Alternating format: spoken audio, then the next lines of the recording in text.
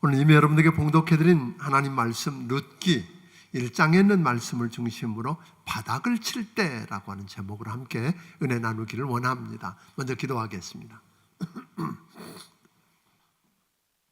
하나님 아버지, 이 귀한 날 사랑하는 주의 백성들을 아버지 집에 불러주셔서 예배하게 하셨습니다.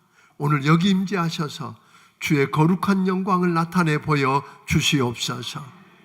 하나님, 바닥을 치고 죽을 것 같은 삶의 위기를 경험하고 있는 저들이 어떻게 해야 할지를 오늘 말씀을 통해서 가르쳐 주시고, 아버지 하나님, 나오미가 만났던 그 하나님을 우리도 만나게 하여 주시옵소서.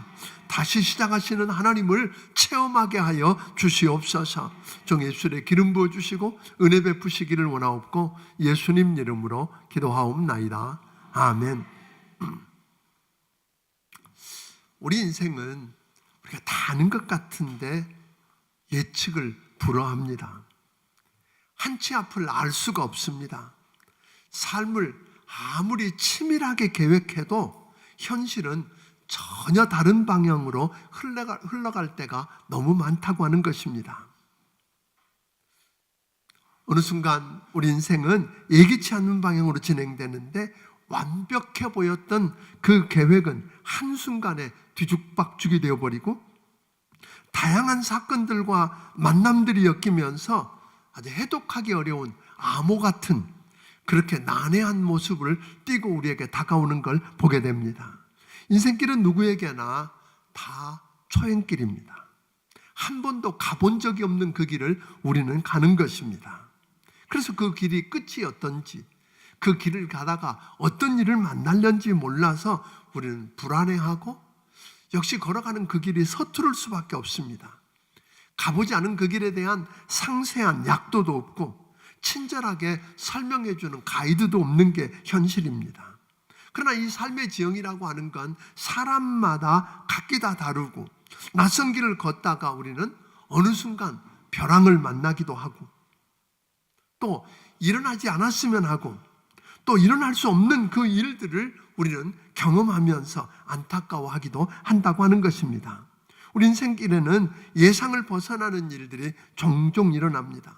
잔잔했던 바다에 오늘 갑자기 폭풍이 일어나는 것처럼 또 고요한 사막에 한치 앞을 볼 수 없을 만큼 힘든 모래폭풍이 몰아쳐서 우리가 길이라고 생각했던 그 길들을 다 지워버리고 온갖 지형을 바꿔버리듯 우리 모든 것을 바꿔버리는 걸 우리가 경험하더라고 하는 것입니다. 그래서 당황스럽습니다.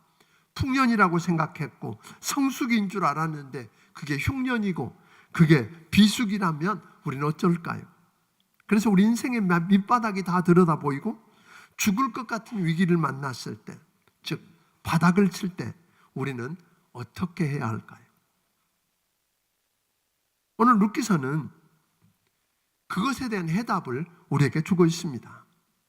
우리가 다시 일어서서 오늘 그 룻기서를 통해서 배우고 일어서서 길을 찾고 죽음의 자리를 생명의 자리로 바꾸고 그냥 살아가는 게 아니라 다른 이들을 살리는 그런 자리로 바꾸는 법을 오늘 찾아내고 또 우리가 그냥 축복을 받는 게 아니라 축복의 통로가 되는 그런 아름다운 삶을 살 수 있게 되기를 주의 이름으로 축원합니다. 1절 2절을 우리 한번 같이 읽어보겠습니다. 같이 읽습니다. 시작. 사사들이 치리하던 때에 그 땅에 흉년이 드니라. 유다 베들레헴의 한 사람이 그의 아내와 두 아들을 데리고 모압 지방에 가서 거류하였는데 그 사람의 이름은 엘리멜렉이요 그의 아내의 이름은 나오미요 그의 두 아들의 이름은 말론과 기론이니 유다 베들레헴 에브렛 사람이더라. 그들이 모압 지방에 들어가서 거기 살더니.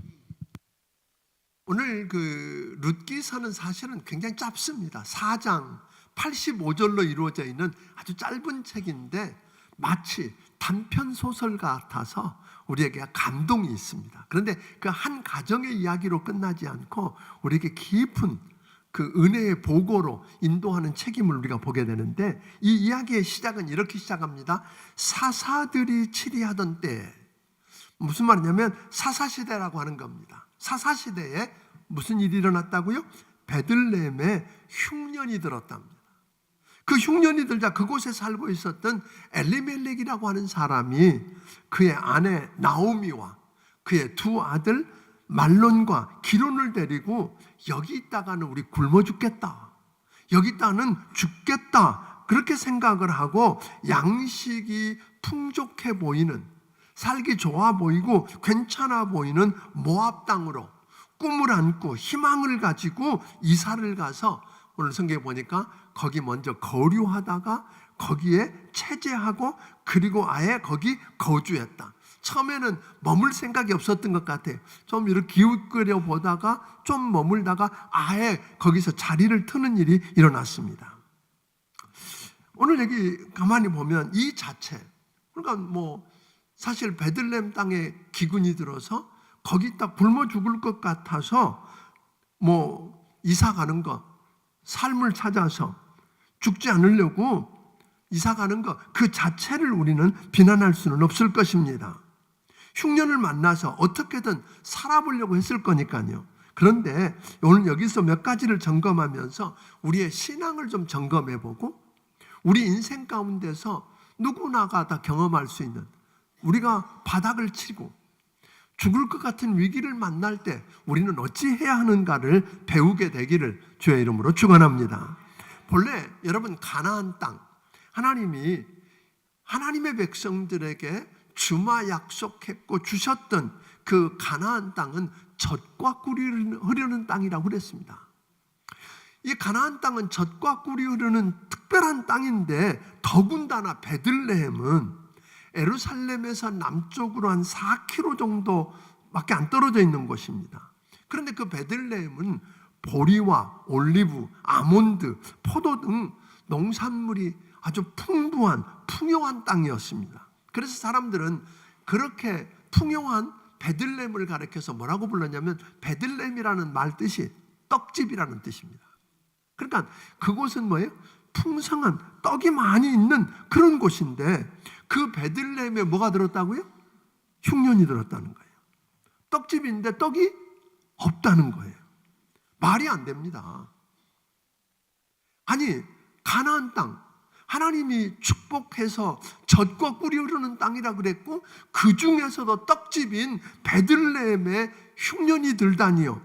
일어날 수도 없고 일어나서도 안 되는 일인데 그것이 풍성하고 또 오늘 풍년일 뿐만 아니라 성수기인 줄 알았는데 비수기고 오늘 전혀 흔들리지 않을 것인 줄 알았는데 흔들려서 무너져 내리고 있다는 거예요. 그렇다면 우리가 궁금해집니다. 흉년이 들 수도 없고 들어서도 안 되는 그 베들레헴 땅에 왜 이런 일이 일어났을까요? 물론 흉년이 우연히 찾아온 걸까요? 단순히 자연현상이라고 이야기할까요? 오랫동안 비가 안 오면 자연스럽게 우리가 기근이 들고 흉년이 오는 건 어쩔 수 없는 자연현상이니까 이건 자연현상이라고요? 아닙니다. 오늘 1절에서 그 단서를 왜 그 땅에 비가 오지 않냐고 기근이 들었는지 왜 흉년이 들었는지 1절에 이렇게 말합니다. 1절 시작이 이러거든요.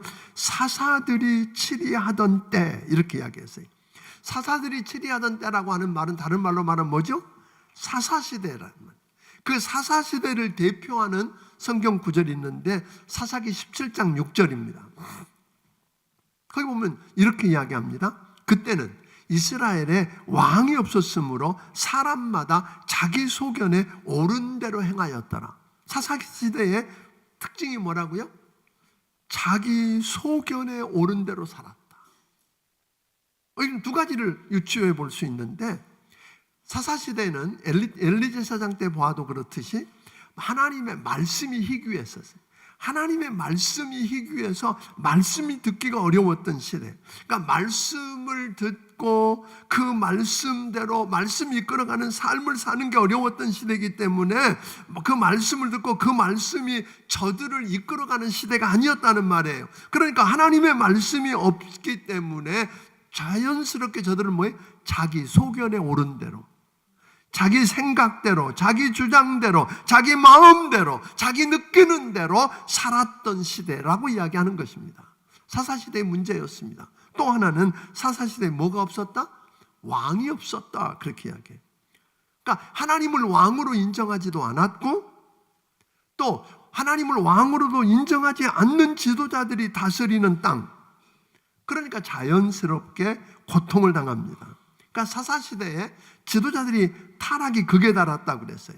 여러분, 나라라고 하는 게 지도자가 없어도 혼란을 일으키고 어려울 때가 있지만 어떨 때는 뭐예요? 지도자가 있어서 문제가 일 때도 있습니다. 잘못된 지도자가 세워지면 그 지도자 때문에 오히려 더 혼란을 겪기도 하더라는 거예요. 그러니까 사사시대는 자연스럽게 하나님을 왕으로 인정하는, 자기밖에 모르는, 자기가 왕이라고 생각하고 자기 마음대로 하는 그 지도자가 나타나다가 보니까 말씀을 듣지 않고 자기 생각대로 다스리는 지도자가 나타나니까 혼란을 겪게 됩니다. 어떤 날 정치적인 위기가 오지요. 정치적인 위기와 더불어서 도덕적인 위기, 영적인 위기를 겪게 됩니다. 여러분, 어떤 지도자든 지도자가 잘못되어서 그 시대에 정치적으로 혼란하고 그 다음에 도덕적으로 영적인 혼란이 찾아오면 반드시 겪게 되는 현상은 뭘까요? 경제적인 위기입니다. 경제적인 위기는 찾아올 수밖에 없습니다. 그러니까 사사들이 치리한 때 그 땅에 뭐가 들었어요? 흉년이 드는 것. 이것은 어쩌면 당연한 일입니다. 여러분, 그런데 그 흉년이 아까 이야기했처럼 우연히 찾아온 게 아니라 그랬어요. 자연상이 아니라 그랬어요. 하나님의 백성에는 더한 겁니다. 여러분, 하나님의 백성인 이스라엘 백성들이 우상을 숭배하고 하나님을 반역하고 범죄하고 주께로 돌아오지 않으면 하나님께서 어떻게 하시죠? 그들을 사랑하기 때문에 그렇게 그냥 망하도록 내버려 둘 수가 없는 거예요. 그들을 사랑하셨고 또 그들을 세운 목적이 있거든요. 그들에게 맡긴 사명을 감당하게 하려고. 그들 때문에 오늘 그들만 복을 받는 게 아니라 그들 주변에 있는 사람들이 복을 받고 구원받게 하려고 하는 하나님의 거룩한 뜻이 있는데 그걸 모르고 제멋대로 사는 저들을 하나님 뭐 하셨어요? 징계하셨어요. 때로는 주변 나라들을 몽둥이 삼아서 징계하는 전쟁으로 그들을 징계하기도 하고. 그런데 사실 사랑의 매도 맞으면 어때요? 아파요. 사랑의 매는 안 아픈가요? 아파요. 사랑으로 그들을 징계하는 전쟁을 통해서 때로는 기근을 통해서 때로는 전염병을 통해서 그들을 징계하셨던 것을 우리는 보게 됩니다. 그러니까 오늘 일어날 수 없는 소위 기근이 있을 수도 없고 있어서도 안 되는 그곳에 기근이 일어나고 흉년이 일어났다는 말은 누가 개입하셨다는 말이에요? 하나님이 개입하셨다. 여러분들이 실제로 처음에는 몰랐는데 나오미가 모압 땅에 가서 어려움을 겪고 난 다음에 13절에 보면 이렇게 고백을 합니다. 하나님이 나를 치셨다. 하나님께로부터 온 뭐라고 생각해요? 징계다 하고 깨닫기 시작하는 거죠. 그러니까 여러분 보세요. 우리가 베들레헴의 흉년이 들었다면 오늘 여러분과 내가 하나님의 자녀고 하나님의 백성인데 오늘 이런 흉년을 만날 수도 없고 만나서도 안 된다고 생각하는데 흉년을 만나고 그래서 오늘 여러분과 내가 죽을 것 같은 위기를 경험하고 오늘 바닥을 치고 밑바닥이 보이면 여러분 한번 생각해 봐야 됩니다. 이때는 여러분 그냥 간단히 뭐 세상 다 당하는 어려움이니까 어때? 하고 지나갈 것이 아니라 지금은 뭐 할 때요? 이때는 하나님을 바라볼 때입니다. 아멘. 우리는 위기를 만나면 밑바닥이 보이고 바닥을 치면 그래서 죽을 것 같은 때는 왜 이 문제가 왔는지 생각하고 영적인 시력을 회복하게 되기를 바랍니다. 우리가 자칫 잘못하면 어떻게 하느냐면 내가 만나는 문제만 보는 거예요. 내가 만나는 어려운 사건만 보게 됩니다. 나를 힘들게 하고 고통스럽게 하는 사람, 힘들게 하는 문제만 바라보고 원망하고 불평하고 분노하며 상처를 끌어안고 스스로 무너지면 나만 무너지는 게 아니라 주변에 있는 자들도 함께 무너지게 합니다. 그게 아니라 지금 여러분들이 기근이 들 수 없는데 흉년을 만나서 안 되고 만날 수도 없다고 생각했는데 그런 일을 만났다면 지금은 하나님의 시각으로 왜 내가 이런 문제가 왔는지, 왜 이런 위기를 겪었는지 하나님의 관점에서 바라보는 시각이 열리게 되기를 주의 이름으로 축원합니다. 모든 사건, 모든 문제 속에서 누구를 찾아내야 돼요? 하나님을 찾아내야 돼요. 여러분들이 힘들게 하는 사람만 보이고 힘들게 하는 환경만 보이고 그 어렵게 하는 사건만 보이면 여러분 이미 진 겁니다. 진 겁니다.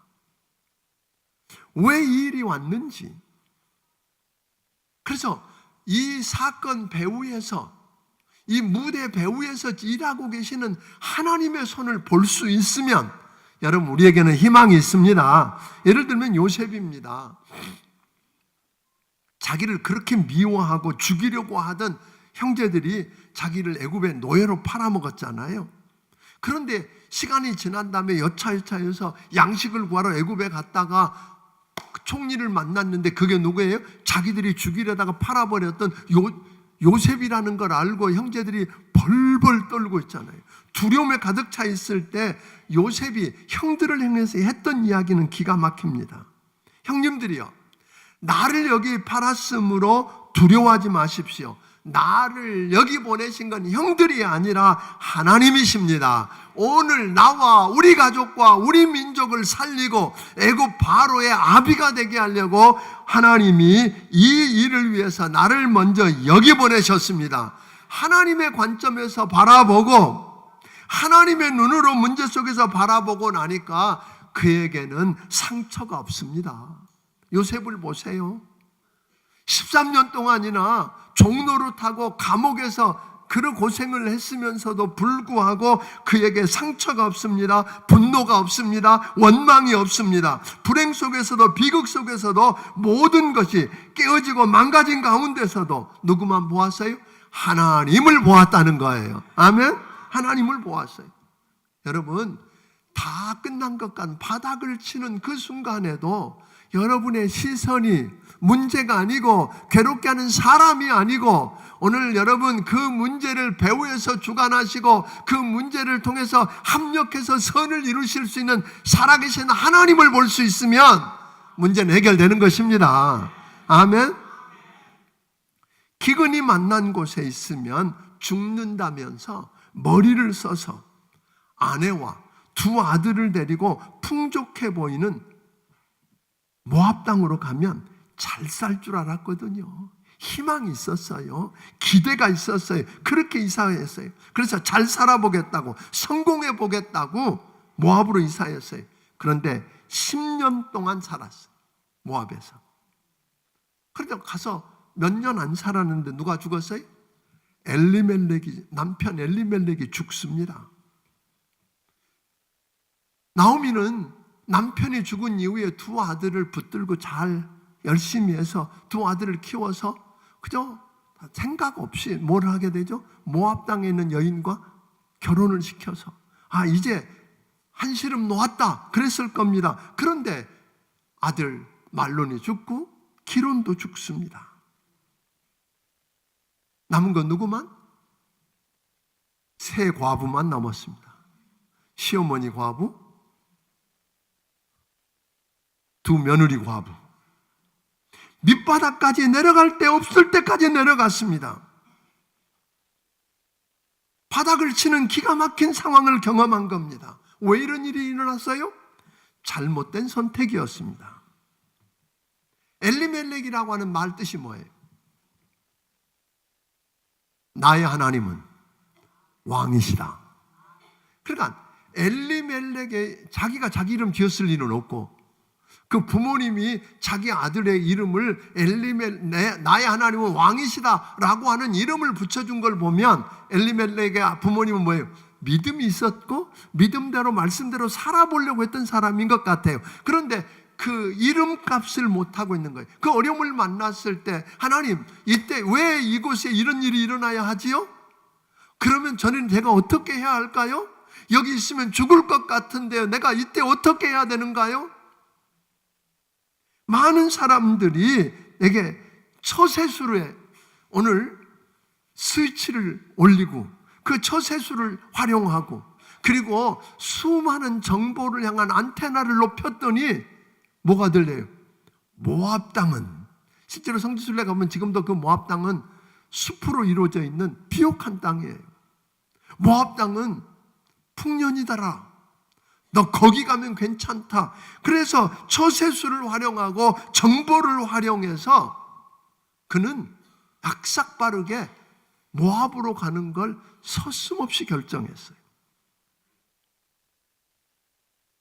오늘 그곳으로 가면 어떤 일을 만나려는지, 하나님의 영광은 어떻고, 하나님이 나를 그곳에 보내서 하실 일은 무엇인지, 나를 통해서 하나님은 어떤 일을 이루실 건, 이건 관심도 없었어요. 여러분, 이사를 하거나 직장을 옮기는 문제나 쉽게 결정하지 않기를 바랍니다.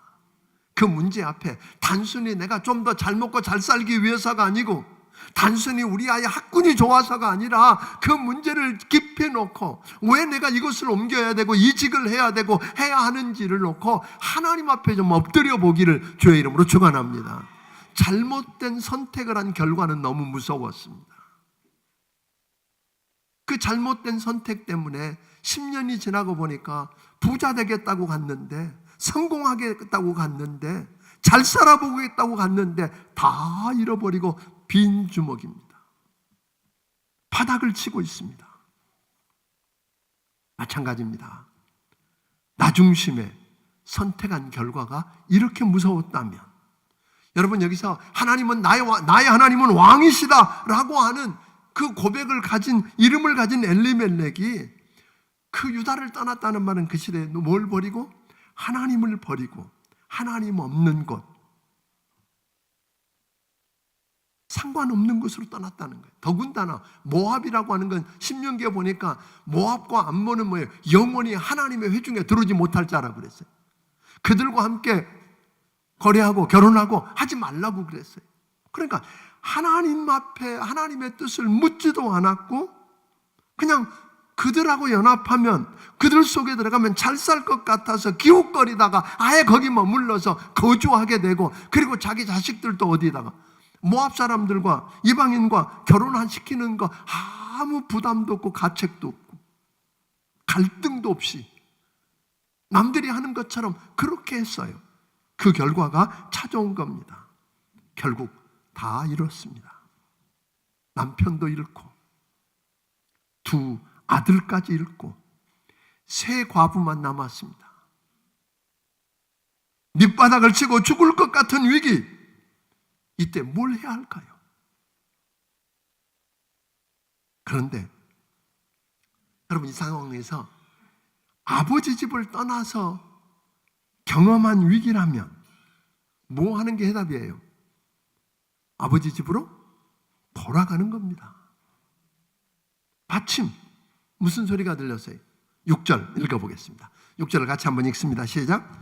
그 여인이 모압 지방에서 여호와께서 자기 백성을 돌보시사 그들에게 양식을 주셨다 함을 듣고 이에 두 며느리와 함께 일어나 모압 지방에서 돌아오려 하여.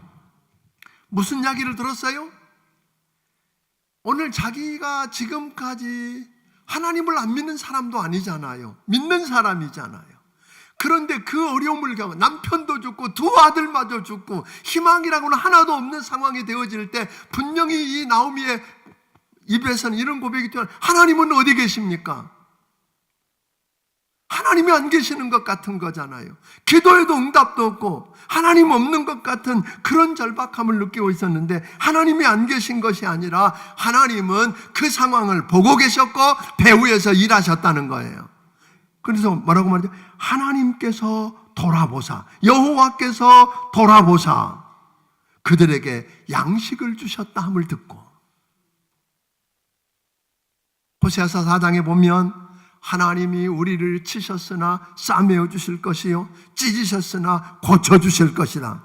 여러분, 하나님은 징계하신 걸로 끝나는 게 아니라 다시 회복시키시는 분이 하나님이십니다. 그 하나님이 흉년을 만났던 베들레헴에 다시 뭘 주셨어요? 양식을 주셨다 하는 소문을 듣고 복음이죠. 이 소식을 들었을 때 우리 주변에도 사는 길이 있다고 복음이 선포되고 말씀이 선포되어지는데, 사실 이 시대에는 말씀이 없었던데 말씀이 들렸을 때 이 여자는 말씀을 들을 수 있었어요. 첫 번째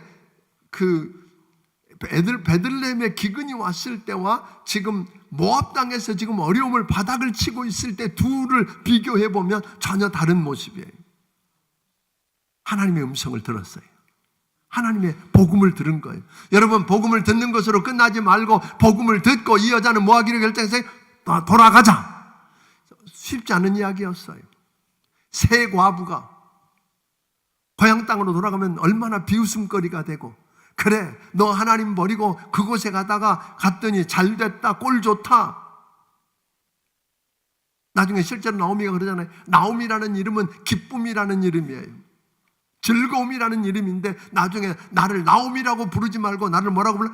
마라라고 그래라. 쓰고 고통스러운 여자. 하나님이 나를 쳐서 이런 어려움을 겪었다. 이제 이 나오미는 이때 뭘 깨달았냐면, 내가 그냥 이곳에 우연히 와서 이런 일들을 당한 게 아니라 여기 누가 계시다? 하나님이 섭리하고 계시다. 하나님을 깨닫고 나니까 다시 돌아가자. 아멘. 처음 은혜가 있었던 그 자리로, 하나님 계시는 곳으로 여러분 돌아가자고 결정하는 일이죠. 이게 오늘 시작이었으면 좋겠어요. 여러분 인생 가운데 바닥을 치는, 죽을 것 같은 위기를 만나는, 밑바닥을 경험했을 그때에 여러분 솔직히 나오미 입장이라면 뭐 할 것, 여러분 뭐 하시겠어요? 나중에 여러분 쭉 읽다 보면 새 과부가 부둥켜 안고 엉엉 울고 있는 장면을 보잖아요. 왜? 우는 것 말고 할 수 있는 일이 뭐가 있었겠어요? 그 상황 속에서 나오미는 말씀을 딱 부여잡고 복음을 듣고는, 그래 내가 사는 길은 돌아가는 길이야. 수치스럽고 사람들이 뭐라고 말할지 모르지만 나는 돌아갈 거야. 며느리들이 함께 가겠다 그럽니다. 그런데 여러분 보통 이쯤 되면, 이 시어머니가 이쯤 되면 뭐 하면 돼요? 아들 잡아먹은, 지남편 잡아먹은, 뭐 이렇게 나옵니다 보통 우리나라. 근데 안 그럽니다. 뭐라고 말하죠? 죽은 자들과 살아있는 내게 선대한 너희에게 살아계신 하나님이 은혜 베푸시기 원한다. 너희들 이곳에서 너희 어미 집으로 돌아가서 결혼해서 남편 만나서 잘 살도록 축복하고 떠나려고 합니다. 근데 그 며느리들도 뭐예요? 따라가겠답니다. 물론 나중에 큰 며느리 오르반은 남지만 룻은 결국 어머니 가는 곳에 나도 가고, 어머니 유하는 곳에 나도 유하고, 어머니 하나님이 내 하나님이 되고, 어머니 백성이 내 백성이 되고, 죽는 것 말고는 떠나지 않겠다고. 이 멋진 사랑의 관계. 아멘. 그 어려움 속에서 상처가 있는 대로 있을 텐데 그 속에서 시어머니를 향한, 며느리를 향한 이 멋진 사랑의 이야기를 여러분 들어보셨습니까? 이 명절에 여러분 이 사랑을 경험해 보기를 주의 이름으로 축원합니다. 하나님이 그것 보시면 은혜 안 베푸시겠습니까? 이번에 추석에 시댁 식구들 만나거든, 또 며느리가 오거든, 이 나오미처럼 룻처럼 한번 해보시기를 주의 이름으로 축원합니다. 오늘 그렇게 됩니다. 솔직히 다 끝난 상황 아닌가요? 남편도 죽었고 두 아들 죽고 가진 것 아무것도 없고 이제 고향으로, 내가 잘못 결정했다고 고향으로 하는 말씀 듣고 돌아가려고 하는 그 순간 다 끝난 것 같았어요. 그런데 여러분 한 가지 기억했으면 좋겠어요. 나오미처럼 잘못된 선택을 하고 위기를 만났을 때 잘못된 선택, 하나님께 묻지 않고 오늘 내 식대로 세상에 있는 정보만 듣고 잔머리 굴려서 내가 해결해서 더 어려운 밑바닥을 해낼 때 우리가 뭘 해야 할까 그런 거예요. 이때쯤 되면 다 끝났다 그럽니다. 누가 봐도 끝난 겁니다, 이 사람들은. 그런데 여러분, 이 룻기의 묘미는 다 끝난 것 같은 절박한 이들을 붙들고 하나님이 다시 시작하시는 거예요. 그래서 마지막을 여러분이 이제 이야기 끝을 보게 되면 그런 거잖아요. 이 루시라고 하는 이 보잘것없는 이 여인이 마지막 그 부모님이 믿었던 그 하나님을 나의 하나님으로 붙들고 돌아갔을 때 그를 통해서 뭐가 일어나요? 다윗 왕의 할머니가 되잖아요. 믿습니까, 여러분? 다윗 왕의 할머니가 되는 축복을 누리게 하고, 뿐만 아니라 여기는 기록되지 않았지만 마태복음 1장에 보면 이 루시 결국 뭐예요? 메시아, 오늘 인류를 구원할 메시아의 족보에 끼는 여인이 되잖아요. 이런 축복을 어떻게 가져와요? 여러분, 그래서 부탁합니다. 다 끝났다. 이제 바닥을 칠 때, 죽을 것 같은 위기를 경험하고 밑바닥을 보게 될 때, 여러분 부탁합니다. 세상 사람이 다 끝났다고, 다 틀렸다고 이야기하고 여러분도 그렇게 느낄지라도 하나님이 끝났다고 하기 전까지는 끝난 건 아닙니다. 끝난 게 아닙니다. 아멘? 요셉을 볼까요? 요셉은 노예로 팔려갈 때 그는 꿈을 꾸던 사람이에요. 하나님이 그에게 꿈을 주셨어요. 형제들이 다 네 앞에 무릎을 꿇게 되고 부모님까지 그 높은 자가 된다 그러는데 형제들에게 노예로 팔려갈 때 끝났다고 생각했을 겁니다. 더군다나 노예 생활을 잘하고 있는데 누명을 뒤집어 쓰고 미세스 보디발 때문에 누명 뒤집어 쓰고 감옥 갔을 때 이제 너는 정말로 끝났어, 그러지 않았겠어요? 끝났다고 이야기했어요. 그런데 여러분 아세요? 다 끝난 게 아니었어요. 하나님이 감옥에 들어간 그를 붙들고 다시 일하셔서 그를 총리의 자리에 앉혔을 뿐 아니라 하면 역사를 새롭게 시작하게 하셨어요. 야곱을 보실까요? 야곱은 많은 걸 얻었어요. 자식 12에다가 어마어마한 재산을 가지고 고향으로 돌아옵니다. 금이 환영하는 것처럼 돌아오는 그를 아직도 잊지 못한 형 에서가 군사 400명을 이끌고 죽이겠다고 쫓아오는 이야기를 듣고는 이제 끝났네, 그런 거잖아요. 이 많은 재산이면 무슨 의미가 있고 자식은 무슨 의미가 있는가, 다 끝났다. 그런데요, 그가 야복강가에서 하나님과 더불어 씨름하다가 하나님을 만납니다. 그리고 났더니 하나님이 역전의 역사를 베풀어 주십니다. 죽이겠다고 하는 형 에서가 찾아와서는 뭐라 그래요? 협상단을 보낸 것도 아니었어요. 그가 와서 내가 너의 길잡이가 되고 도우미가 되겠다잖아요. 여러분, 누가 하신 거예요? 하나님이 하신 겁니다.